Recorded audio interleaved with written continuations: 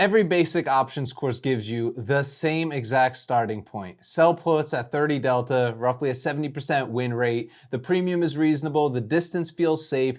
Do this consistently and you have a system. The problem is that the 30 delta has nothing to do whether the price you're selling at is actually a good place to own the stock. It's a probability calculation, not a valuation.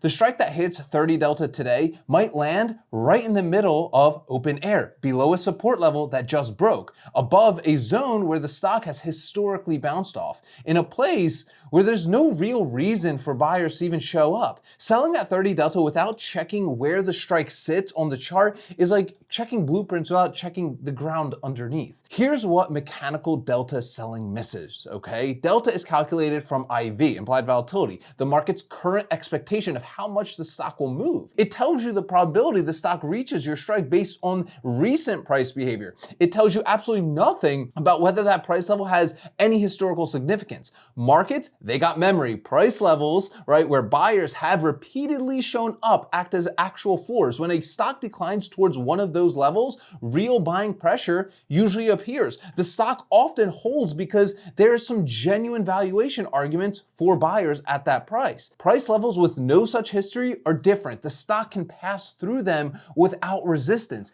In a correction or a sector sell-off, a strike sitting between historical levels can be breached quickly and keep going. The 30 delta in a calm might land just above a support zone and work fine, but the same mechanical process during a correction might place your strike below recent buying zones and entirely exposed. The delta didn't change its calculation, okay? The market context did. So here's the framework I use before delta matters to me at all. Pull up the chart. Before I open up the options chain, right? I'm looking for one thing. Where has this stock found buyers in the past? When the price levels have held multiple times over the prior 12 to 24 months, right? Where is that? Spots where the price came down, buyers appeared, and the stock reversed. Those are what I call concrete floors. Not guaranteed to hold. Nothing, unfortunately, in the market is guaranteed, but they represent some real zones where real buyers have demonstrated real interest, not theoretical probability distribution. Once I've identified 2 or 3 concrete floors,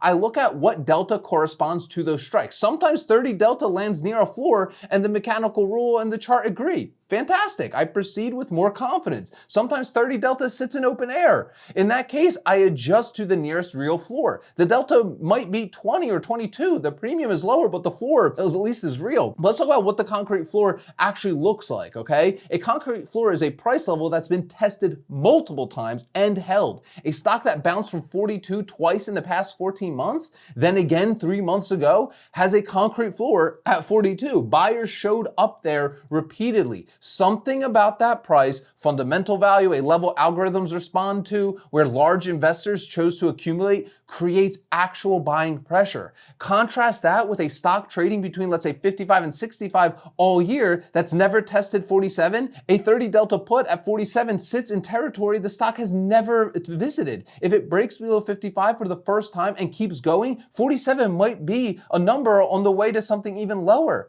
The market, let's talk about the market dip problem. This is where the mechanical rule breaks down most visibly. In a calm market, stocks trade near the upper end of their recent ranges. The 30 delta put lands 5 to 10% below current price, usually clearing nearest support. The rule works adequately because there's room between the current price and that floor. In a correction, those stocks have already declined. The 30 delta put now sits much closer to the current price in absolute terms. A stock at 60 that dropped to 48 has a 30 delta put that might land at 43, right at or below support levels the stock is already testing. You don't get extra distance in a declining market just because the delta is the same, okay? Distance is in percentage terms shrinks when implied volatility starts to spike. The floor doesn't move down because the stock did, okay? This is exactly when mechanical delta selling places strikes in genuinely dangerous territory. Finding the floor quickly. But let's talk about finding the floors quickly. This doesn't require hours of work, okay?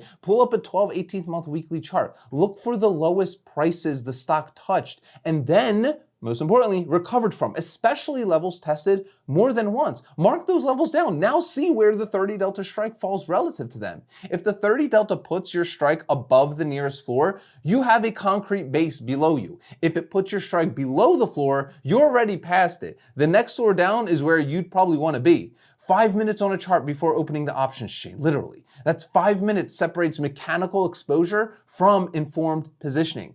30 delta is a starting point, not an endpoint. It answers one question: what's the probability of expiring worthless based on recent behavior? It doesn't answer the equally important question of what's actually beneath my strike if the stock gets there.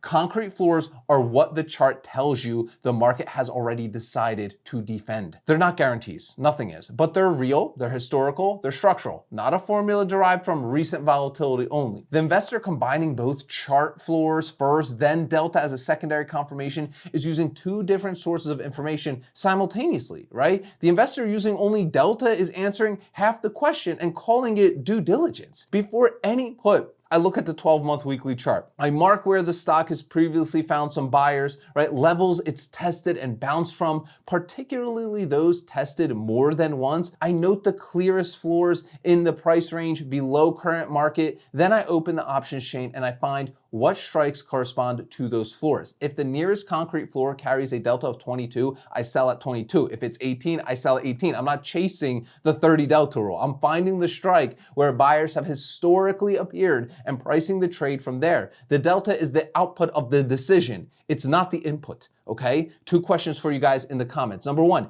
do you currently look at the chart before opening the options chain, or do you go straight to the delta first? And 2, have you had an assignment where the stock blew straight through your strike with literally no buying support? Look back. Was there a floor below the current price at that time that you could have used instead? Drop it down below. That's going to help other people as well in the comments, especially those that are comfortable enough to share some of their experiences. And if you are a beginner getting started with all this, I want to invite you to the Ark Options Strategy workshop. It's 90 minutes long. At the end of it, I give you my 15 favorite stocks, all under $30 that I love running this strategy on. You get my 2 income calculators, as well as my full trade log template, completely 100% for free. That will be the first link in the description of today's video. And on that training, also, you'll learn about our 100 Contract Club mission, where we send out amazing custom awards to our clients. Our 7th member just hit it. We now have donated over 400 Bibles to those who need it most. And also, we talk about our Option Sellers School Mastermind at the end of that training, if that's something that would interest you. So click that first link in the description of today's video, guys. Remember, sell options, collect premiums, repeat. I'll see y'all tomorrow.